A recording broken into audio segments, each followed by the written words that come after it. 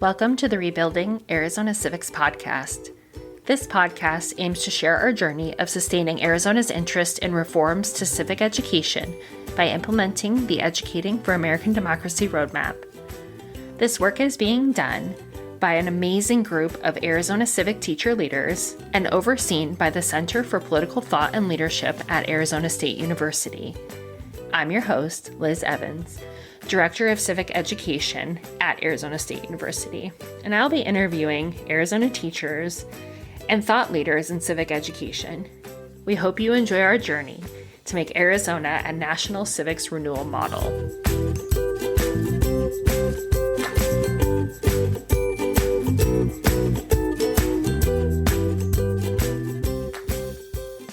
Welcome back. So today we are looking at kind of a lesser known part. If you go to the EAD website, there's not a tab for this, but it's still very important. And it's the 6 core pedagogical principles and why they matter. So today we're really looking at teachers and how they teach. I am again joined by my wonderful task force chairs, Jeremy, Tara, and Tammy. And we are going to dive a little bit into what these are. So my very first question, because you all worked on the creation of the EAD, what is the background of the 6 pedagogical principles? I don't even know if we're just having a straight conversation. I've heard that word so many different ways that sometimes I just switch it up, see which one works best. So what is the background of these principles? Yeah, thanks. Tara here. And I'm going to stick with pedagogical. I guess that's where I've decided to stay. But I've heard it multiple ways as well. And it might even just be like that tomato, either way works.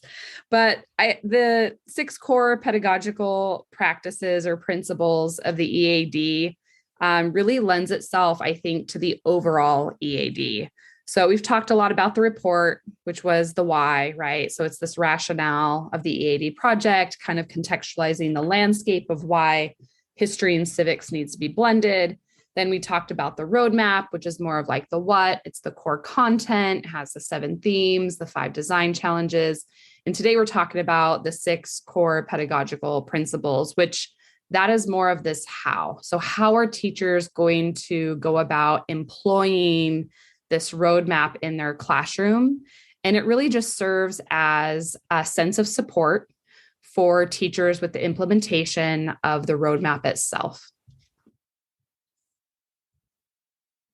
Absolutely, Tara, it definitely is the how to the project.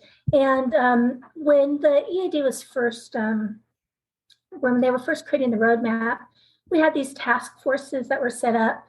And we had a task force for political science and a task force for history, but then we also had a task force for pedagogy. And you can say it either way, I asked, because I've heard it many different ways too, although I do have a little post-it up on my computer to remind me how to say it. So what happened is after the roadmap was created, the pedagogy task force sent it out to focus groups. And these were focus groups of educators who are classroom teachers. And they basically said, this is really great, but how do we use this? And from that came the creation of the document to serve as a support structure, because really the idea is not just to have an EAD roadmap, it's to create an EAD classroom, an EAD teacher, an EAD school. And that's where the document comes in. Yeah, just going off what Tammy said, this is a response to some really detailed study about what is being done in the classroom, in the civics and history classroom, and how can we encourage people to continue doing the good things and find ways to improve those things, or maybe rather inject something new that is appropriate to and helps facilitate the ends that EAD is seeking to achieve. Because you can't separate that which you are trying to teach from that which how you're how you're going to teach it and what you're trying to achieve. Those things have to pair well with one another. And I was wrong. There is a place on the website that is a little bit easier to find. So I will link that in show notes. So looking at this, then it seems like the focus is really on teachers, because I heard EAD teacher, EAD classroom. Why is that important to focus on the how? Well, it's important to focus on how because our goal is to have 100,000 classrooms implement the EAD roadmap, and teachers are the key implementer. But I do want to kind of go back for a minute because really this document started out with focusing on the teachers, but as it evolved, it became obvious that if you want to have change in the way you are teaching history and civics, absolutely the teachers are key, but change comes from the bottom up and the top down.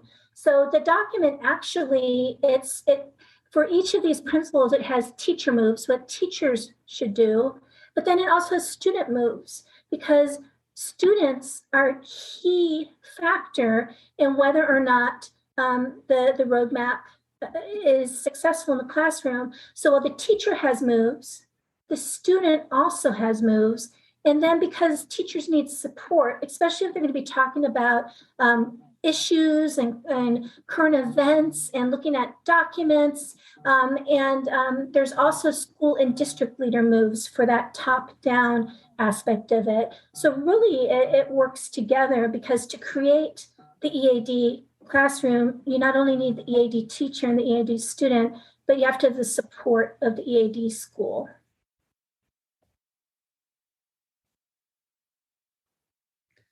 Yeah, teachers are central to this particular document.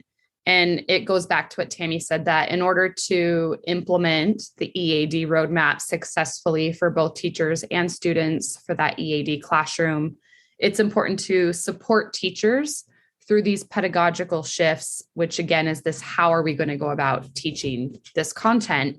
And it really is a different approach. There's a different approach to the teachers' dispositions in terms of teaching history and civics together. No longer is there a reliance on, rote memorization or very static knowledge. And the teacher really is no longer just the sole shareholder of knowledge in the classroom, because we're asking students to also cultivate their own knowledge. And so these pedagogical practices are more of a journey for teachers, I think, that it supports their inquiry-based methods that they're going to be employing, but then also how to bring in this, historically inclusive and yet rigorous and challenging roadmap with their students. Yeah, I think too, Tammy, your comment that change comes from the bottom up and the top down. I think there's a degree of positive sanction. We have sanctioned these moves, and we're going to support them, and we're going to put resources behind them. That by necessity, if something is going to happen at a system level, that's got to happen at the top. But the practitioners have to understand it. And as I said previously, there are things that teachers across the country are doing in their classrooms instructionally that are working really well for them. And there are things that they could probably improve. I mean, education is such a difficult thing to do. And there's always room for improvement. And what we'd like is to, again, support teachers by helping them understand, this is what EAD is all about. This is what it hopes to achieve. This is how it hopes to achieve it. And this is where you can be a part of it. But in order to be a part of something and really contribute to it, just like being call it like a positive civic actor in our country, you have to understand how it works. And so I'm happy with this. Well, I'm happy with lots of parts of the EAD, but I mean, I'm happy with this because it kind of lifts up the hood and says in a way, this is how it works. And this is how this is how it works. And incidentally, I say pedagogical because I thought about this, because pedagogue, no one says pedagogue. So I like to keep pronunciation the way it is. We all say it in our way. We all know what each other means. The companion too has a really good graphic. So if you download the pedagogy companion, you'll see this graphic that's really helpful. And as a quick plug, if you're working on your national board certification, this is where it's at, because this aligns so perfectly, but maybe that's a different episode. So looking at these principles, what are they? Let's take a little bit of a dive into what the 6 principles are. Yeah, sure. I'll start us off and actually speak to the first 2 if Tammy and Jeremy want to then split up the remaining 4 between their 2 segments. But the first 2 pedagogical practices really focus, I think, on this idea of centering the learner. And so the first one is excellence for all. And really that all is for students, for the teachers in the classroom, but then also for content. So really looking at the content itself and ensuring that there's diversity and equitable representation that not only represents U.S. history and current events, but also students within your own classroom. And of course, having these historically marginalized voices uplifted throughout that content as well. And so that excellence for all, I think, really is this encapsulating, point in which the rest of these kind of pedagogical practices spring from. Because the second one is this growth mindset and capacity building, which I think growth mindset has really become central to a lot of, edu speak, you could say, in terms of having teachers and students be able to develop and have that growth mindset moving forward.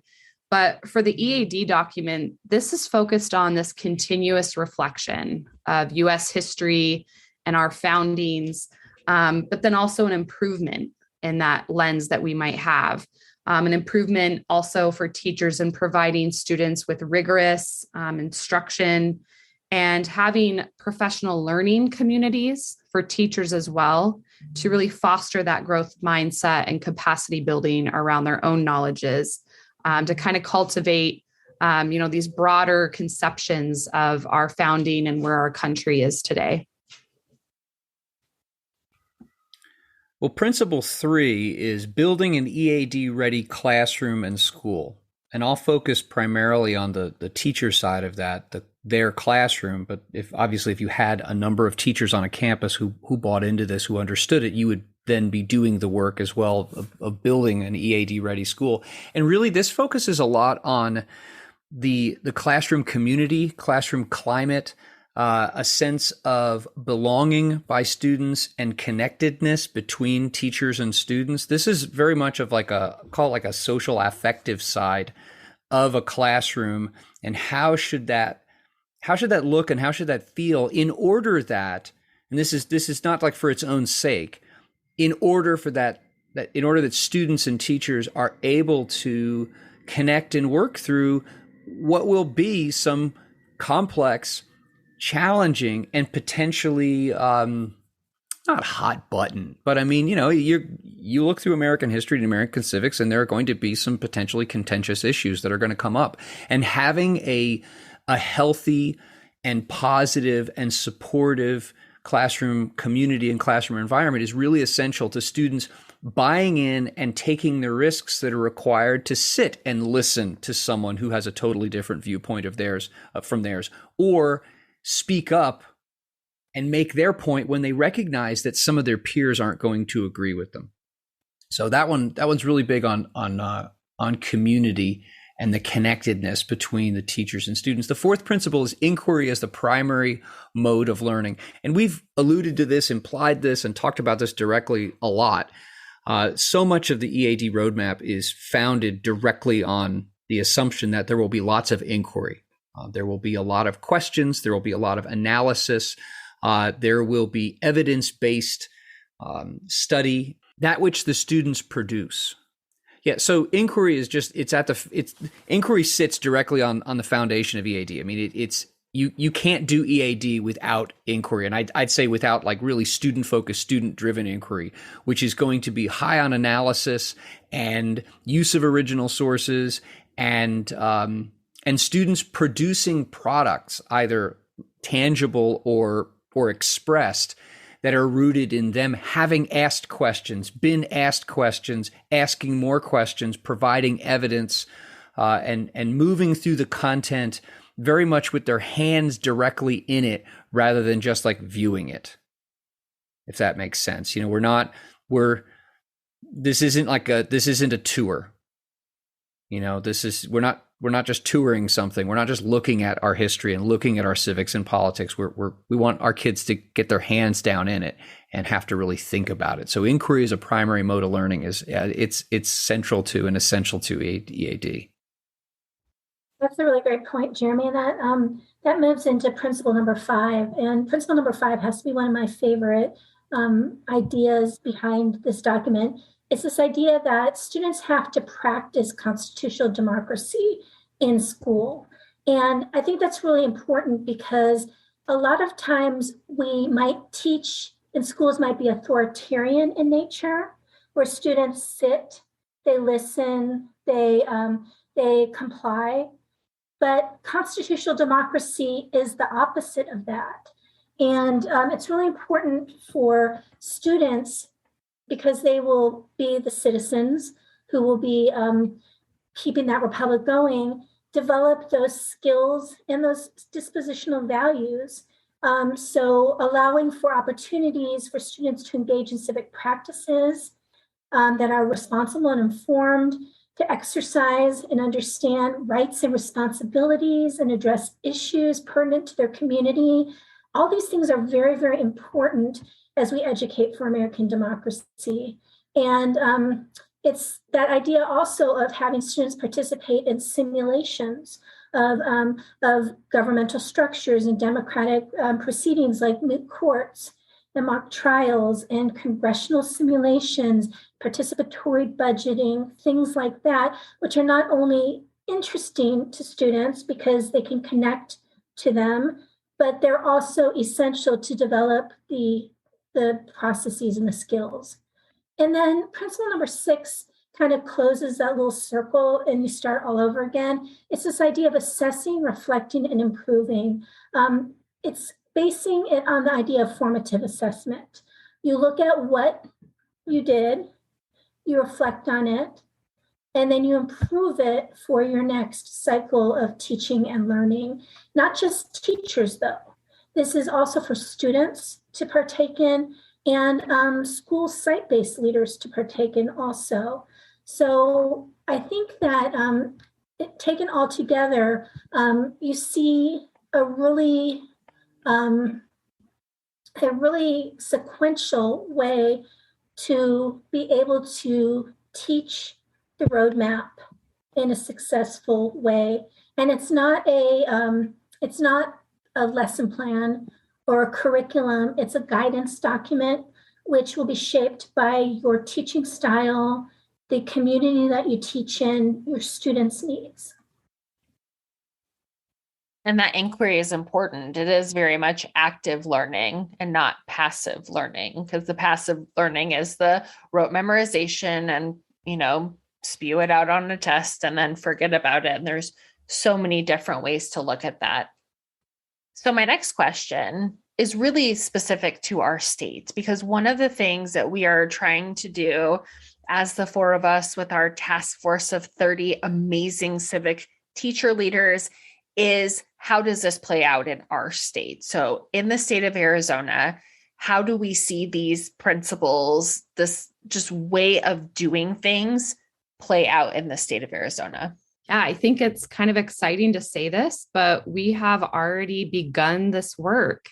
So we actually already have our first cohort of EAD task force teachers here in our state of Arizona. They're geographically, grade level, content-wise, very diverse.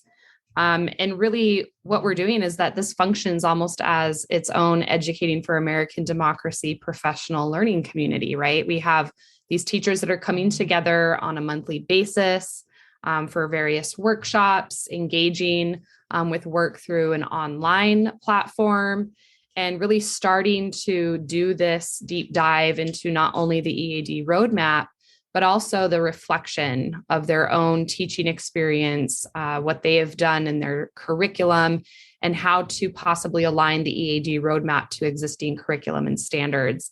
So I think, really looking at the end of the pedagogical practices document, there's, these listed indicators of success that I already see us employing. So we've done this work around civic friendship of bringing this diverse group of educators together around this active engagement with the EAD roadmap and content, but then also providing opportunities for collaboration of both vertical and horizontal alignment.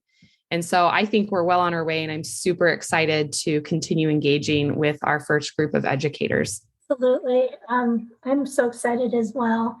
I'm going to take it to the standards a little bit as I look at where do we see these 6 principles playing out in our state.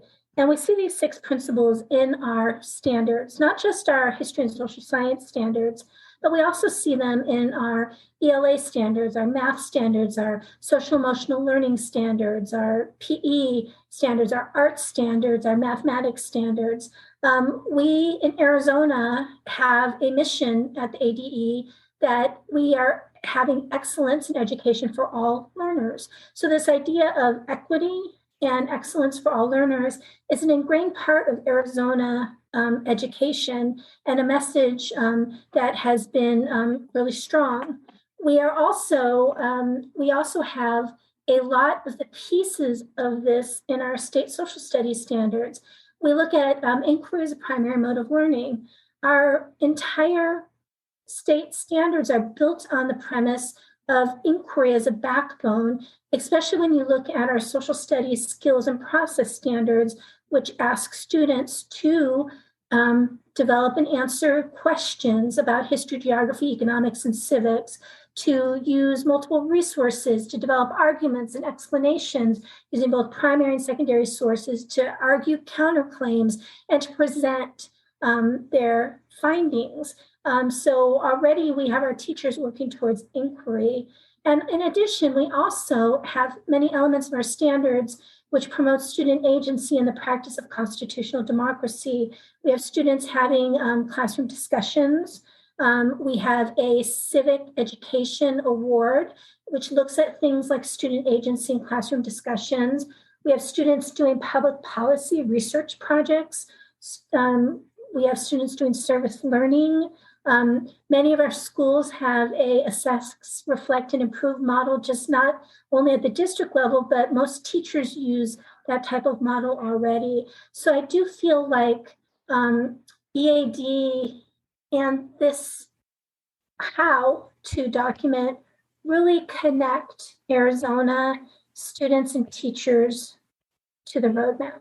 I think we've got a couple of things going for us in Arizona, and I'll just touch on 2 of them. One of them going off of what Tammy just said, that we have standards, newer standards that already have so much of this inquiry mindset, perspective, whatever you want to call it, baked into it. So for those teachers who are already familiar with or using the current standards, you're already on the road, which is good. The other thing is that, and there's something else too. I work with teachers and districts, and in a few cases, state departments of education in a number of states. My coworkers work with those same kinds of folks in a bunch of other states. And I can tell you that there are a lot of states right now that their state department of education is far more prescriptive than descriptive, because they have exit exams from all of their classes at virtually every grade level. There's a degree of rigidity that teachers and schools and districts have to live within because of those things, because that only gets changed from the top level. And we don't have a lot of that in Arizona. I think that's a good thing. The degree to which schools and districts and teachers can, within I'd say the broad and firmly grounded set of standards we have, the degree of flexibility is there to enable people to move on EAD without having to like wait for the State Department of Education or wait for the state legislature or wait for whoever controls the tests to make the changes to enable us at the classroom and school level to make these positive curricular and instructional changes. So that flexibility, I think, positions us really well to move on this. I think it's also important to notice that all of us, all four of us, have been classroom teachers. Every person on our task force is either a classroom teacher or has been a classroom teacher and works with classroom teachers. One of the things I will say that is really important to me is that we are using teachers, because teachers are the expert at their content. They're the expert at their students that are in front of them. And they are the ones making these incredible changes. And too often, educators are not at the forefront of policy changes. They're not at the forefront of curriculum. And that was really important to me. And I know it's important to the three of you, because we can look at this and, we have trainings and we'll ask teachers, what challenges do you see? How do you see this playing out in your classroom? If you have a lesson coming up, how can this work? And we're getting real-time feedback, and we're getting to a place where we understand this is not a blanket thing. Some things are going to work in some classes, some are going to work in others. Some teachers are really going to, grab onto certain themes. Some are going to grab onto others, but it's really just trying to elevate civics instruction, social studies instruction. And like I believe, Tammy, you said English and math and science, because it's all civics. They are not separate things. It is all civics. So thank you again, the three of you. We will have more podcast episodes coming up. And we look forward to continuing the conversation on the EAD roadmap and what it's going to look like for the state of Arizona. Thank you for listening. You can find the Center for Political Thought and Leadership on social media channels. Please subscribe to our podcast wherever you find your favorite podcast. And on a last note, the views and opinions expressed on this podcast do not necessarily represent the Center for Political Thought and Leadership or Arizona State University.